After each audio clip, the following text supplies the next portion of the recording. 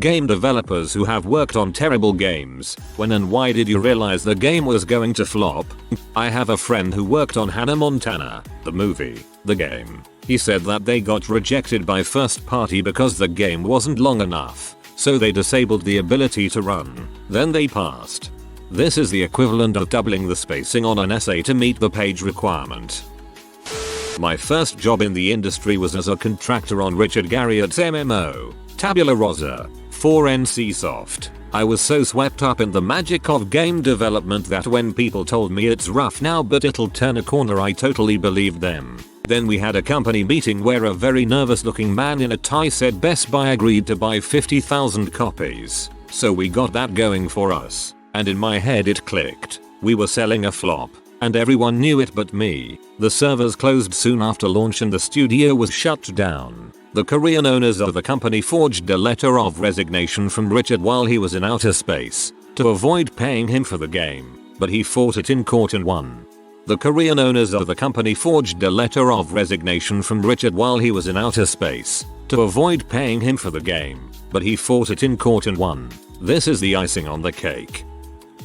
Worked on Power Gig, Rise of the Sixth String. Game was a good lesson in how to ruin a small studio as the owner was a total shat, but the moment I think it really set in about the project was when they decided on the name. They called this big meeting and had this cardboard cutout that they kept hidden.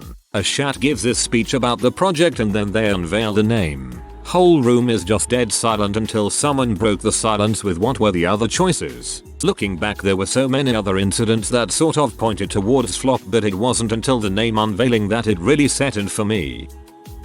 Our team was brought in to work on what was, at the time, a moderate profile X360 PS3 PC game. It was a doable, but tough project, and our team was super excited about it. The timeline was aggressive and the underlying tech a bit problematic, but we pushed forward in good spirits, as this was our chance to finally shine. Months roll by and E3 comes along. We find out that we're going to have a major floor showing. At first, we start prepping a demo using in-progress maps and content, but that's not flashy enough, so we're ordered to make a pure marketing demo, dripping with typical E3 scripted awesomeness. We push hard, hit some snags, but get help, and it gets done. The hype is real, holy crap, too much hype.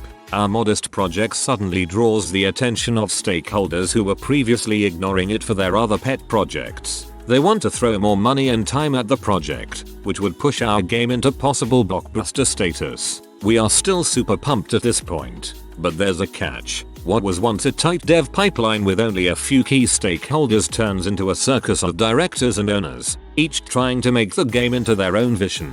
Stakeholders argue different designs approaches in front of staff, only to fail to reach any consensus, and end meetings with no clear direction. Nobody is given clear authority to actually do anything, and so everything is called into question.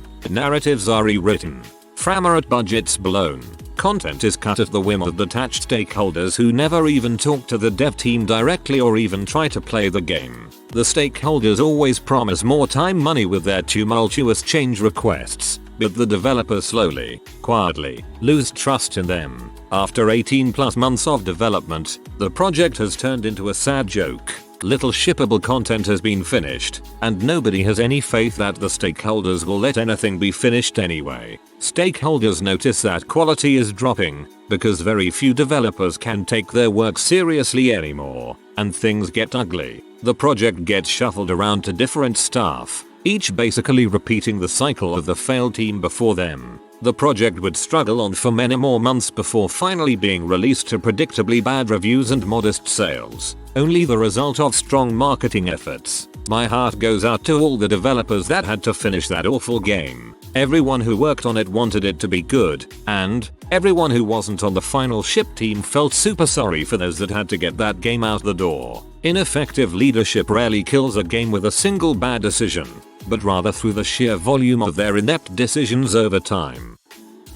The company was founded by a guy, Dave, who had just got his inheritance. He really had no work experience or games experience. I expected us to take it slow. Instead, he started writing checks, got an office, furniture and employees, Dave just thought that if you put people together with skills a game comes out. He gave himself all the leadership titles from president to designer, and then he checked out to play games all day. Some days he had us all take the day off to play whatever game he was into. Sometimes he took us to Dave and Buster's for food and games and team building. He would not guide any decision making at all. He would not iron out development at all. He would answer important detailed questions with yes or no and turn right back to his game. There was animosity and fights in the company. At the third restart of the game with a different game engine I took off. The guy blew at least $6 million in 2 years as far as we can guess. He never had a playable demo. He eventually had to get a job and the rest of us moved on.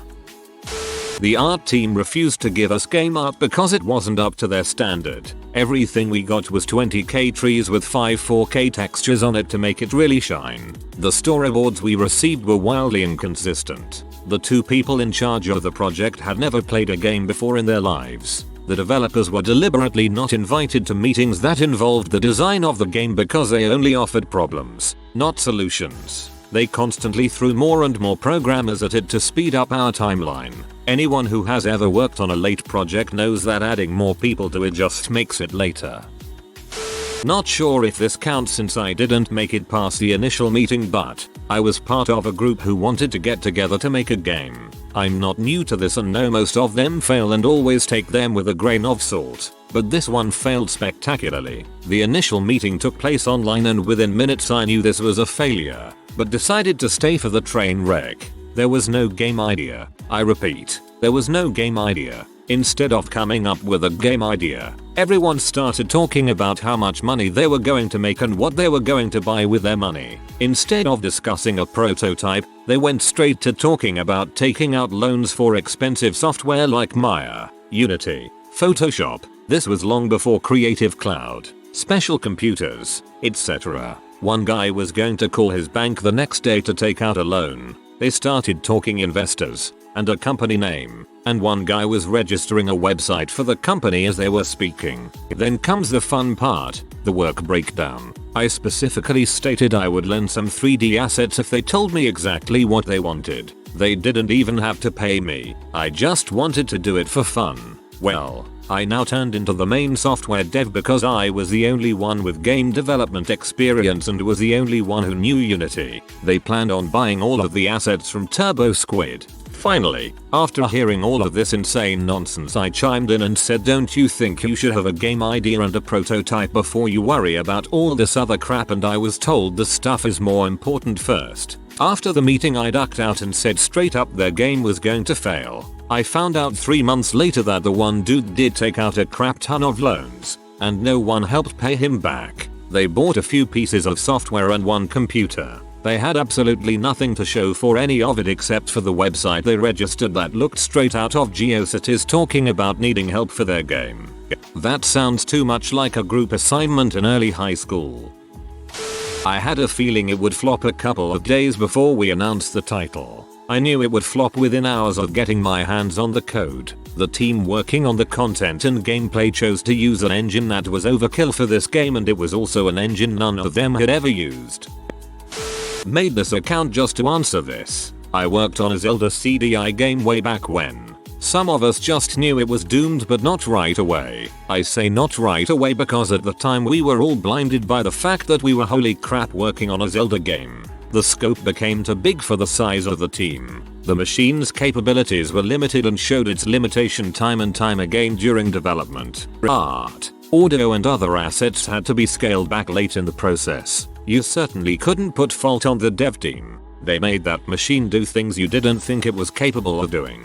There was a ton of talent on the entire dev and creative team. Their hands were severely tied by management. So, when did we really know it would flop? When everyone was laid off long before the game was done. The final version that I saw years later is a skeleton of what the game was like when it started.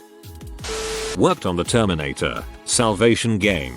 Felt like a flop about halfway through. Every bug and issue I reported to other departments during development came back with the same reply: it's by design. Unless it crashed or soft locked the game. That was the standard answer. Our team was singing that One Republic song with change lyrics a lot during those months before release. I think we even changed the verses as well. Good times. It's too late. It's by design. I think Terminator games are cursed. I remember renting a Terminator game on PS2 when I was about 12 and it being so bad that I stopped playing after 30 minutes and forgot to take it back to Blockbuster, getting a fine. I had no taste then, could play anything for hours on end, especially rentals to get the most of them, yet somehow that Terminator game was bad enough to transcend that. Where do I begin? Manager had no idea how to make a game, but his ego was huge. He proclaimed himself to be a game genius. The only games he ever played were the one everybody has played, like a Zelda game or Mario Kart. Lead developer was a casual gamer, Candy Crush style, but he said he was a real gamer. We knew it was going to die when he gave our other developer a plain platform and told him make it interesting. Also, our intern developer made a perfect eye for various enemies, just to be destroyed by the lead because he couldn't understand it. Also, he was proud that he had developed various mobile games when all he had done was another game's clone. No storyboard was made, no level plan, just making on the road. We had 4 awesome artists and animators, but not much could be done without a story or gameplay. Even a really good marketing guy who managed to make to write an article about the project. The ones with the least experience in games said that this game is going to be at the level of Binding of Isaac. This was being said as they had planned 5 hours of gameplay with no replay value,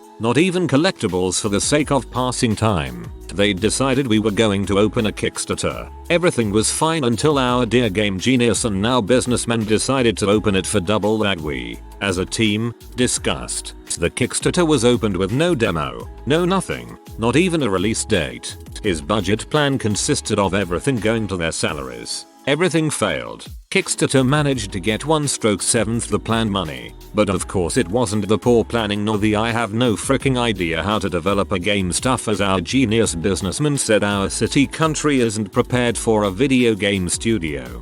Also, our intern developer made a perfect eye for various enemies, just to be destroyed by the lead because he couldn't understand it. Oh wow, that really sucks. Good eye can distinguish a great game from a crappy game pretty easily.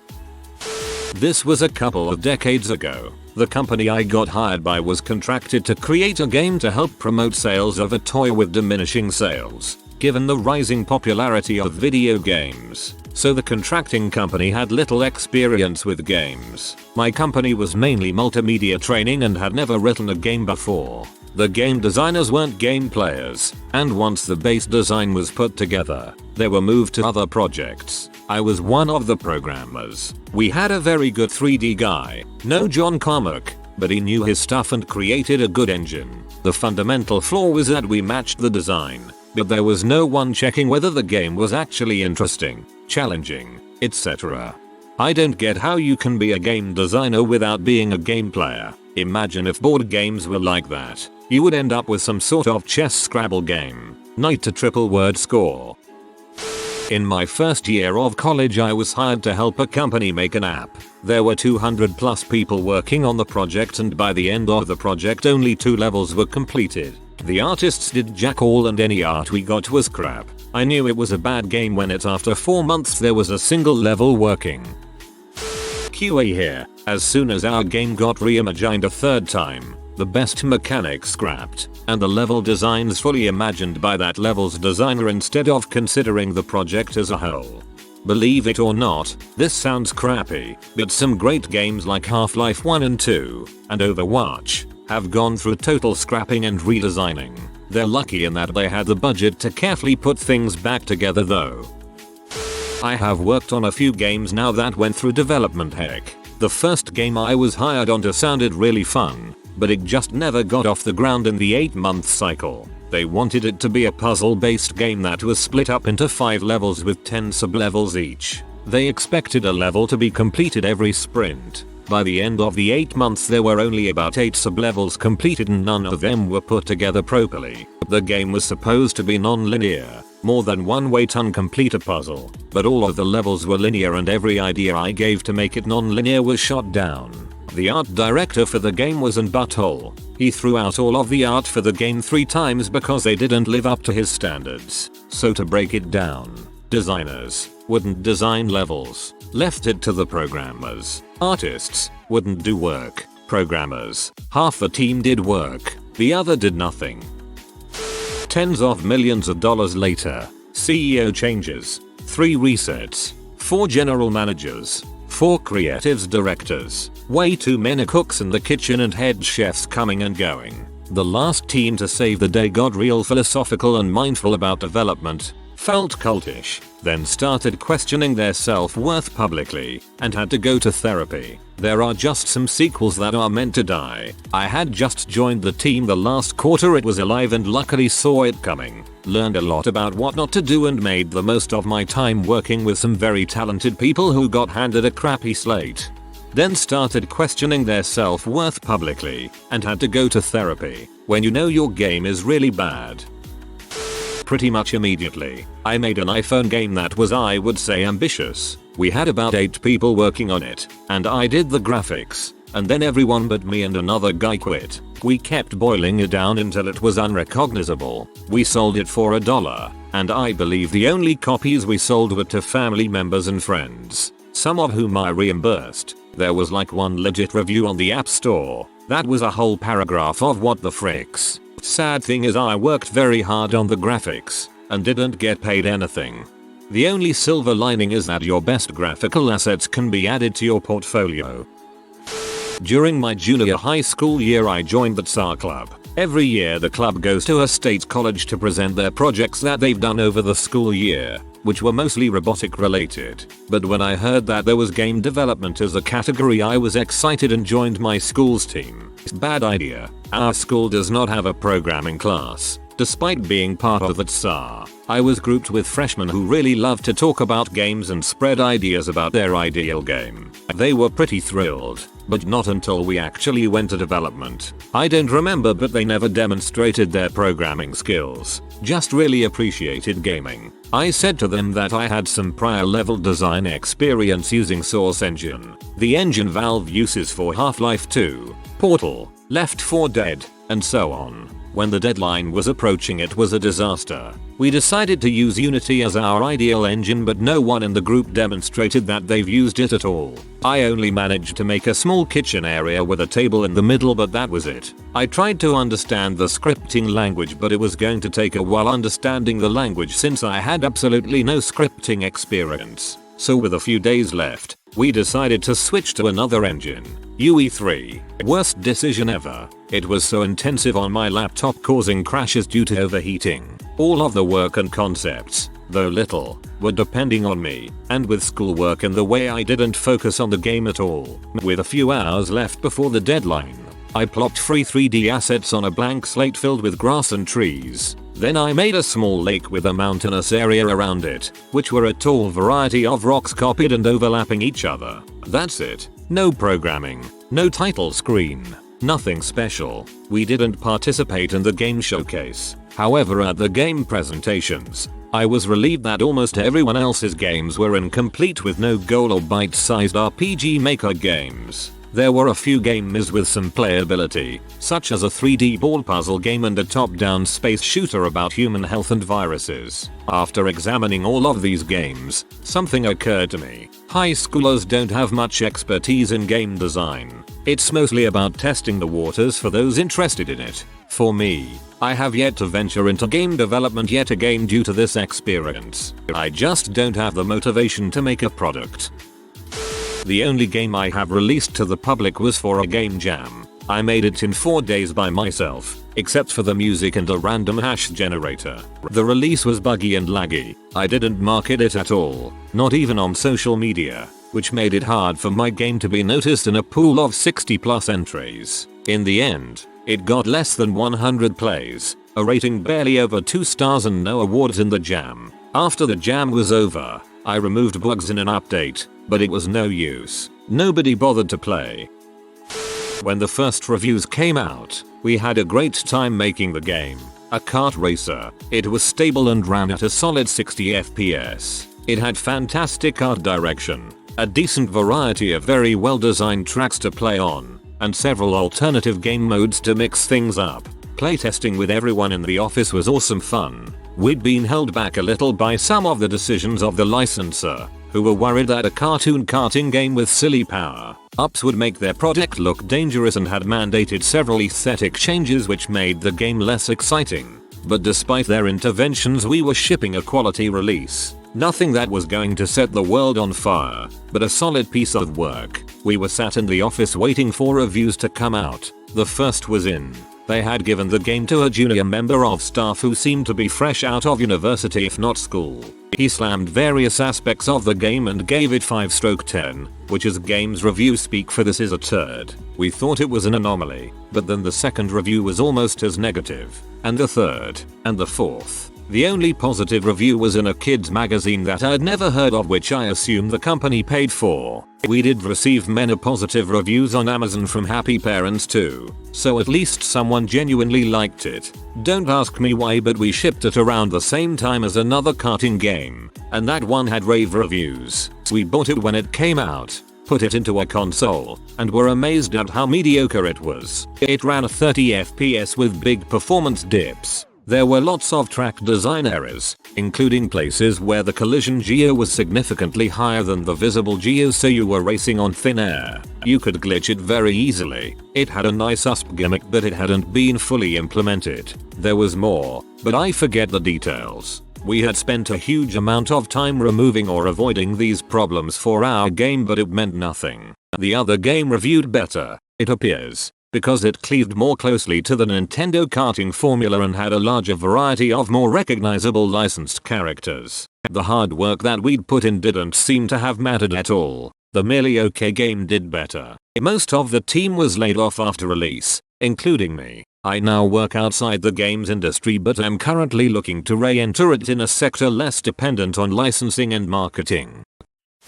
Might be off topic, somewhat, but whatever. Not that I know it's going to be terrible or full that it's going to flop, but I've been working on a game for a while, and reading these responses kind of makes me happy that I'm going at it alone right now. Sure, I have a ton of work ahead of me, but I'm having just about as much fun doing the music, writing the story, doing concept art, and coming up with ideas. I might start up a Kickstarter later on down the line, but for now, I just enjoy working on it and not having to meet any deadlines. Less stress. I learn things at my own pace and don't have to worry about satisfying backers. It's actually quite a rewarding experience for me. If you are new to the channel, you can subscribe. I publish new videos every day. Until then, check another video.